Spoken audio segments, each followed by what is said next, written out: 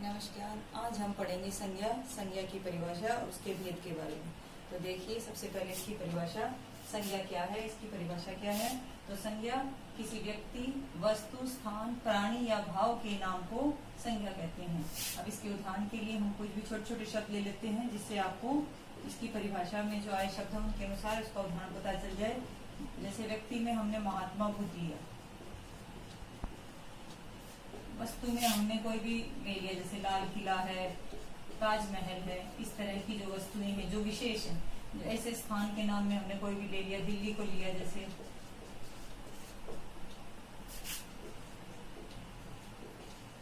लड़का, भाव में हमने लिया सुंदरता आदि। ये जो मैंने शब्द लिखे हैं ये सारे ही संज्ञा शब्द हैं, ये हैं संज्ञा शब्द। अब आता है संज्ञा के भेद कितने हैं। अब संज्ञा के जो भेद हैं वो देखो, संज्ञा के 3 भेद हैं। सबसे पहला भेद है व्यक्तिवाचक संज्ञा। सबसे पहला जो भेद है उसे हम व्यक्तिवाचक संज्ञा कहते हैं। इसकी जो परिभाषा है वो यह कहलाएगी कि वे संज्ञा शब्द जो किसी विशेष व्यक्ति, वस्तु, स्थान के नाम का बोध कराए उन्हें हम व्यक्तिवाचक संज्ञा कहते हैं। अब इसके उदाहरण के लिए हम कोई भी नाम ले सकते हैं। जैसे कि नाम के उदाहरण के लिए मैंने यहाँ लिया 1 नंबर पे महात्मा बुद्ध, तो आप किसी का भी नाम लिख सकते हो। मैंने लिखा महेंद्र सिंह धोनी, ठीक है, ये एक विशेष व्यक्ति का नाम हो गया। ऐसे ही आप इसमें विशेष स्थान का नाम ले सकते हैं। जैसे मैंने दिल्ली लिखा, आप मुंबई लिख सकते हैं। तो ये क्या है, विशेष है जो नाम। तो कहते हैं जो किसी विशेष व्यक्ति, वस्तु या स्थान के नाम का बोध कराएं उन्हें हम क्या कहते हैं, व्यक्तिवाचक संज्ञा कहते हैं। अब आता है आपका अगला जो भेद है, उसे हम जातिवाचक संज्ञा कहते हैं। अब जातिवाचक संज्ञा शब्द कौन से होते हैं। जातिवाचक संज्ञा शब्द वे संज्ञा शब्द होते हैं जो किसी विशेष व्यक्ति, वस्तु की पूरी जाति का बोध कराएं उन्हें हम क्या कहते हैं, जातिवाचक संज्ञा। अब जैसे इसके लिए मैंने ले लिया यहाँ पर, अब मैंने लिखा बच्चा, अब मैंने यहाँ लिखा आदमी। जैसे जानवरों के नाम में मैंने घोड़ा लिख दिया यहाँ। अब पक्षियों के नाम में हम किसी भी पक्षी का नाम लिख सकते हैं। जैसे अब हमने तोता लिख दिया। तो ये क्या है, जो मैंने ये सारे नाम लिखे हैं, ये चारों जैसे उदाहरण के लिए शब्द लिखे हैं, तो ये क्या दर्शा रहे हैं, ये पूरी जाति को दर्शा रहे हैं। ना ये किसी एक पर्टिकुलर व्यक्ति का नाम नहीं है, ये पूरी जाति को संबोधित कर रहे हैं यहाँ पर। जैसे कि बच्चा, तो इसमें सभी बच्चा, जितने भी बच्चे हैं वो सारे बच्चे इसमें काउंट हो जाएंगे। ऐसे आदमी, एक आदमी का नाम आदमी नहीं, पूरी जो आदमी जाति है वो जाति का बोध करा रहा है। ऐसे घोड़ा, ऐसे तोता है। तो ये जो जातिवाचक संज्ञा है ये पूरी ही जाति का बोध कराते हैं। अब आता है तीसरा भेद, जिसे हम भाववाचक संज्ञा कहते हैं।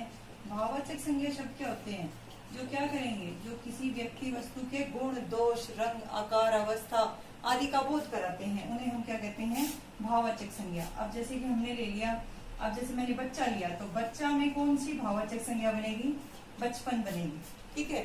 तो जो बच्चा शब्द था उससे जो भाववाचक संज्ञा बनी बचपन। अब ये शब्द हो गया हमारे लिए। अब जैसे कि ये तो हो गया अवस्था का रूप हो गया, जैसे बचपन है, बुढ़ापा है, जवानी है,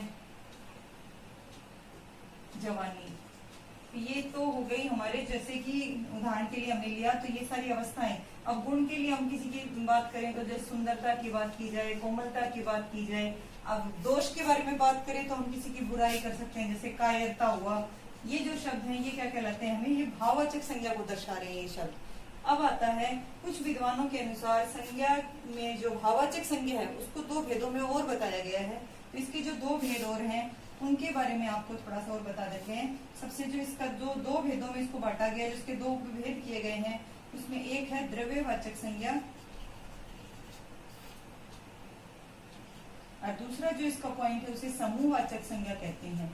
तो ये भी आपकी चैप्टर के अनुसार आपको इसमें इस चीज को पढ़ना होगा, समूहवाचक संज्ञा। तो द्रव्यवाचक संज्ञा कौन सी होती है, जिसमें किसी पदार्थ या द्रव्य वस्तुओं का बोध किया जाए। अब इसमें पदार्थ या द्रव्य जो चीजें हैं उसमें जैसे सोना आ गया, जिसको हम गोल्ड कहते हैं, सोना है, चांदी है, अब घी है, तेल है, ये सब चीजें क्या हैं, ये द्रव्यवाचक संज्ञा के अंतर्गत आने वाले शब्द हैं। अब ऐसे ही समूहवाचक संज्ञा क्या होगी, जो समूह का बोध कराए, जिसमें हमारे पास आ गया, जैसे भीड़ आ गया, भीड़ शब्द है, ठीक है। अब भीड़ है, सेना है, इसके अलावा जनता जो शब्द है, ये सारे क्या है, समूह का बोध कराते हैं हमें। तो द्रव्यवाचक संज्ञा होते हैं जो किसी पदार्थ या द्रव्य का बोध कराते हैं, और समूहवाचक जो शब्द किसी समूह का बोध कराए उन्हें हम क्या कहते हैं, समूहवाचक संज्ञा कहते हैं। तो ये था आपका संज्ञा और संज्ञा के भेद। अब इसमें जो चीजें जानने की थी, सीखने की थी, वो लगभग आपको सारी बता दी गई है। इसका एक और विषय है जिसमें हमारे पास एक विषय आता है संज्ञा के विकार। इसके विकार कौन से हैं? अब संज्ञा के जो विकार हैं वो और आपको सीखने होंगे इस चैप्टर में। तो संज्ञा एक विकारी शब्द है। इसके रूप में परिवर्तन किनके कारण आता है? देखो, संज्ञा एक विकारी शब्द होने के कारण इसके रूप में जो इसके जो विकार बताए गए हैं वो है लिंग, वचन और कारक। ये तीन चीजें और हैं इस लेसन के अनुसार आपको जो पढ़नी होंगी, वो है लिंग, वचन और कारक। अब इनकी परिभाषाएं बता देती हूँ केवल आपको कि लिंग क्या होते हैं। अब लिंग के कारण संज्ञा में परिवर्तन आता है, वचन के कारण संज्ञा में परिवर्तन आता है, कारक के अनुसार संज्ञा में परिवर्तन आता है। तो ये संज्ञा के विकार हैं। अब लिंग कौन से शब्द होते हैं जो क्या बताते हैं हमें? जो ऐसे शब्द जो किसी पुरुष या स्त्री जाति का बोध कराए उन्हें हम क्या कहते हैं? लिंग। अब लिंग के जो भेद हैं वो है दो प्रकार के, स्त्रीलिंग और पुल्लिंग। अब इसी तरह से वचन है। अब वचन में क्या करेंगे? वचन क्या होता है? वे संज्ञा शब्द होते हैं जो एक या अधिक होने का बोध कराए उन्हें हम क्या कहते हैं? वचन। इसके दो भेद होते हैं, एक वचन और बहुवचन। इसी प्रकार कारक है कि वाक्य में जो भी कोई संज्ञा सर्वनाम शब्द आता है उसका क्रिया के साथ जो संबंध बताया जाएगा उसे हम कारक कहेंगे। कारक के 8 भेद होते हैं। अब इनकी जो व्याख्या है आपको आपकी नई क्लास के लिए अच्छी प्रकार से समझा दी जाएगी। आज के लिए इतना ही, धन्यवाद।